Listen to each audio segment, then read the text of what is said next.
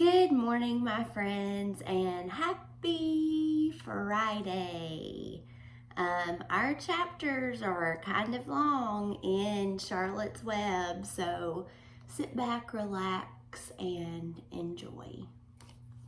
So we just left off chapter 3. We're starting chapter 4, and where we just left off, remember, Wilbur had just escaped, and he decided it wasn't that great out there in the big old world after all, and he actually went back home. And he was happy when he got there. So today we're starting chapter 4, and it is titled Loneliness. The next day was rainy and dark. Rain fell on the roof of the barn and dripped steadily from the eaves. Rain fell in the barnyard and ran in the crooked courses down into the lane where thistles and pigweed grew. Rain spattered against Mrs. Zuckerman's kitchen windows and came gushing out of the downspouts. Those are the gutters. Rain fell on the backs of the sheep as they grazed in the meadow. When the sheep tired of standing in the rain, they walked slowly up the lane and into the fold. Rain upset Wilbur's plans. Wilbur had planned to go out this day and dig a new hole in his yard. He had other plans too. His plans for the day went something like this. Breakfast at 6:30. Skim milk crust, middlings, bits of donuts, wheat cakes with drops of maple syrup sticking to them, potato skins, leftover custard, pudding with raisins, and bits of shredded wheat. Breakfast would be finished at 7.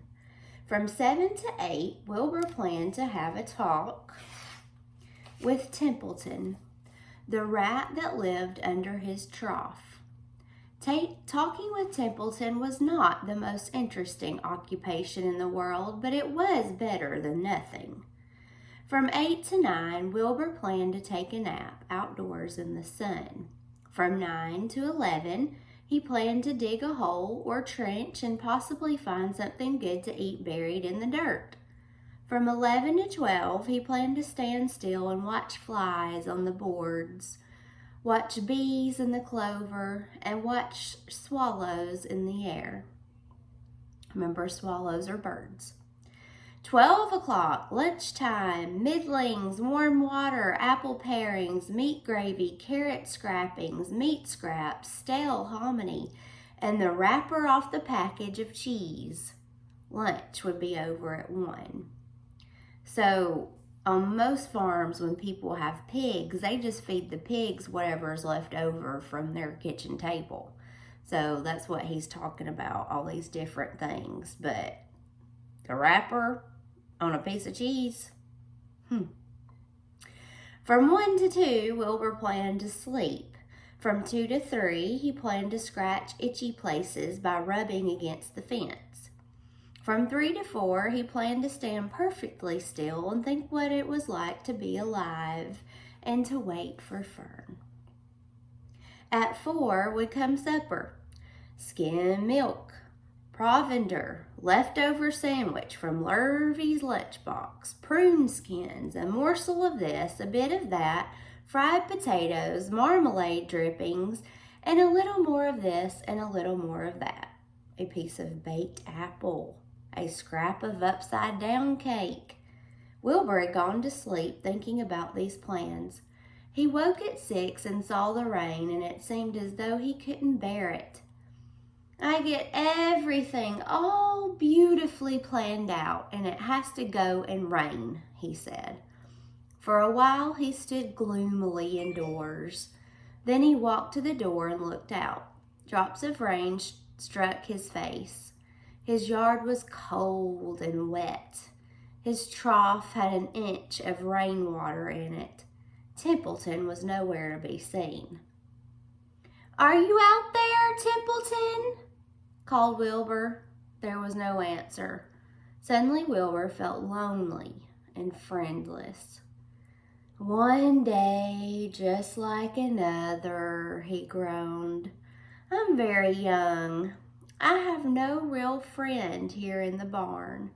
It's going to rain all morning and all afternoon, and Fern won't come in such bad weather. Oh, honestly." And Wilbur was crying again for the second time in 2 days. At 6:30, Wilbur heard the banging of a pail. Lurvy was standing outside in the rain, stirring up breakfast. "Come on, pig," said Lurvy. Wilbur did not budge. Lurvy dumped the slop, scrapped the pail, and walked away. He noticed that something was wrong with the pig. Wilbur didn't want food. He wanted love. He wanted a friend, someone who would play with him. He mentioned this to the goose, who was sitting quietly in a corner of the sheepfold. "Will you come over and play with me?" he asked. Sorry, said the goose. "I'm sitting on my eggs, 8 of them. Got to keep them toasty warm. I have to stay right here. I'm no flibberty-gibberty-gibbet. I don't play when there are eggs to hatch. I'm expecting goslings." "Well, I didn't think you were expecting woodpeckers," said Wilbur bitterly. Wilbur next tried one of the lambs. "Will you please play with me?" he asked.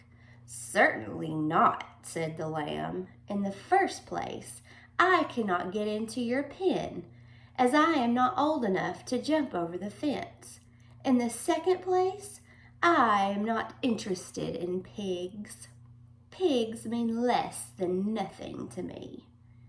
"What do you mean, less than nothing?" replied Wilbur.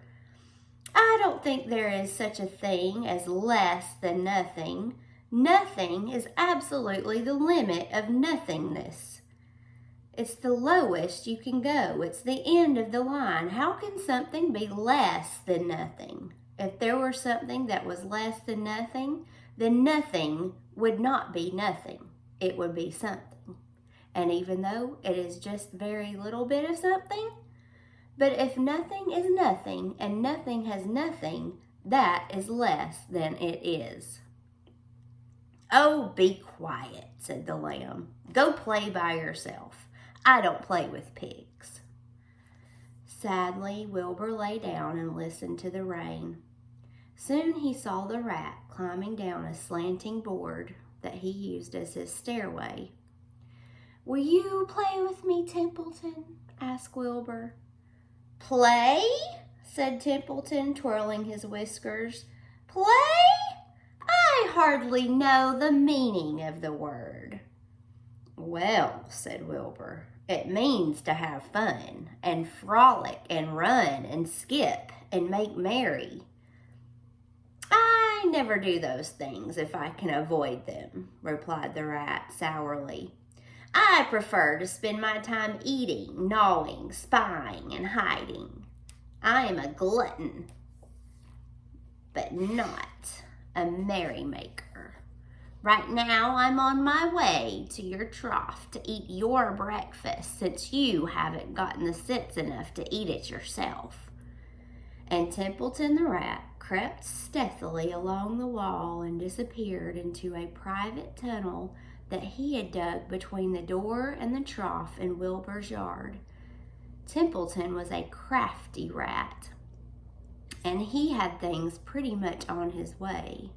The tunnel was an example of his skill and cunning. That means he's kind of tricky and sneaky and smart.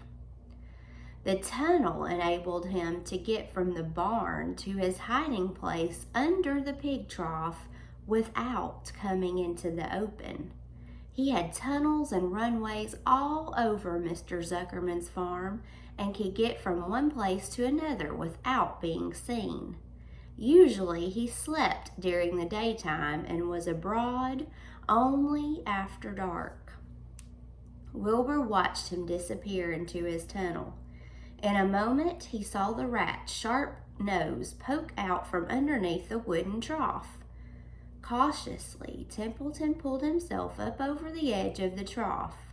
This was almost more than Wilbur could stand. On this dreary, rainy day, to see his breakfast being eaten by somebody else. He knew Templeton was getting soaked out there in the pouring rain, but even that didn't comfort him. Friendless, dejected, and hungry, he threw himself down in the manure and sobbed. Late that afternoon, Lurvy went to Mr. Zuckerman. "Think there's something wrong with that pig of yours. He ain't touched his food." "Give him 2 spoonfuls of sulfur and a little molasses," said Mr. Zuckerman. Wilbur couldn't believe what was happening to him when Lurvy caught him and forced the medicine down his throat. This was certainly the worst day of his life. He didn't know whether he could endure the awful loneliness anymore. Poor Wilbur. Darkness settled over everything. Soon there were only shadows and the noises of sheep chewing their cuds and occasionally the rattle of a cow chain up overhead. You can imagine Wilbur's surprise when out of the darkness came a small voice he had never heard before. It sounded rather thin, but pleasant. "Do you want a friend, Wilbur?" it said. "I'll be a friend to you. I've watched you all day, and I like you." "But I can't see you," said Wilbur, jumping to his feet. "Where are you? And who are you?" "I'm right up here," said the voice. "Go to sleep. You'll see me in the morning." And that's the end of our chapter today. Who do you think that voice is? Are we going to get to meet a new character? I would like for you today to write down a list of all of our characters that we've met so far in Charlotte's Web and take a picture of it and send it to me. Also, I hope you all have a wonderful weekend, and we will get started with our workbooks on Monday, and I will be sending out very specific directions and videos for those parents to hopefully help you guys out so that the students can work more independently. That's my plan. So be on the lookout for those.